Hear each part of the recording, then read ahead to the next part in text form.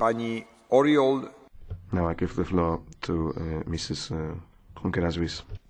Grazie, buongiorno. Vorrei ricordare che non posso fare... Thank you very much. Could I just remind you that I can't make my speech in Catalan, which is the language of more than 10 million Europeans nonetheless, and therefore for that reason I am speaking Italian today. The Finnish government recently awarded all its citizens the right to have a broadband connection to internet. That's regarded as a universal public service there.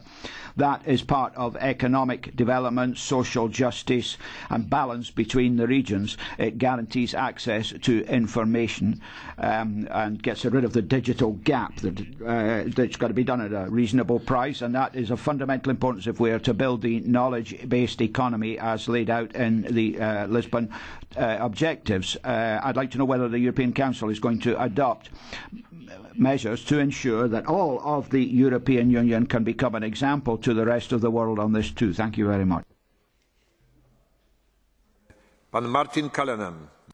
Mr. Callanan for 2 minutes. Thank you very much indeed, Mr. President. There will be many important issues discussed at the European Council, but from my point of view, one of the most important, of course, is the future of the Lisbon Treaty.